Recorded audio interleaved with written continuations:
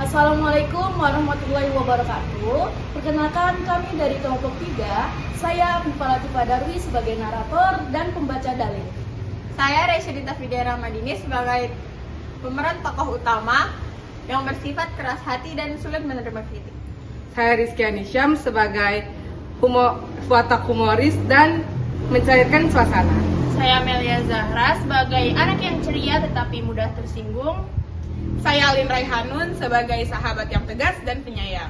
Saya Setia Manda sebagai orang yang lembut dan penengah. Saya Muhammad Ismail sebagai logis dan bijak. Drama ini bercerita tentang Rere, siswi yang cerdas namun keras hati. Ia sulit menerima saran dan mudah tersinggung ketika dikritik. Tapi lewat canda, marah, dan tangis di lingkungan sekolah, ia belajar bahwa hati yang lembut bukan tanda kelemahan, melainkan kekuatan untuk memahami dan memaafkan. Pagi itu, kelas 12D kesehatan keluar riuh oleh suara tawa. Semua sibuk menghias ruangan untuk lomba kebersihan kelas. Tapi di sudut ruangan, ada seseorang yang sibuk sendiri dengan wajah serius, yaitu Rere. Guys, ini bagus nggak sih kalau merek begini, keren kayak kafe estetik begitu. Kafe apaan? Ini mah kayak berantakan sih. Ini mah keren Mel, kayak kafe estetik zaman sekarang gitu. Kok nggak sesuai desain yang udah dibuat kemarin sih? Bukannya harusnya warna biru sama kuning? Kenapa jadi warna hijau sama kuning? Sebenarnya desain yang kau buat tuh bagus, cuman kami ubah dikit aja warnanya biar lebih cerah. Kalau kayak gitu ngapain capek-capek buat desain kalau dulu-dulunya juga nggak diturutin? Terserah kalian lah kalau kalian mau nurut. Bukannya nggak nurut ya, kan kita harusnya nantinya bareng-bareng. Oh udahlah, terserah kalian, lanjutin aja sendiri. Aku juga malas. Rere keluar kelas, semua terdiam. Itu mah bukan. Semua ketawa kecil tapi kelihatan canggung. Dan disitulah awal letaknya kebersamaan mereka.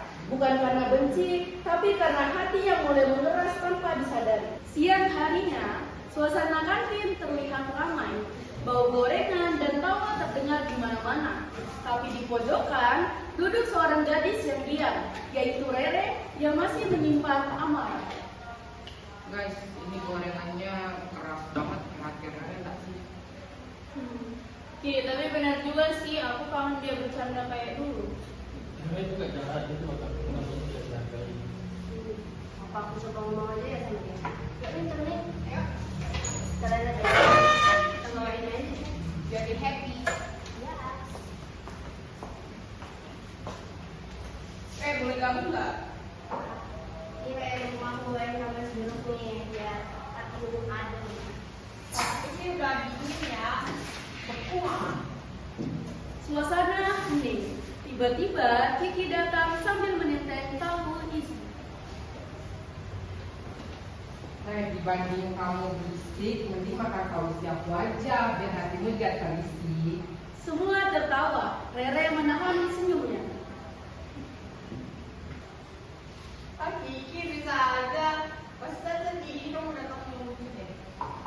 Untuk pertama kalinya hari itu, Rere tersenyum.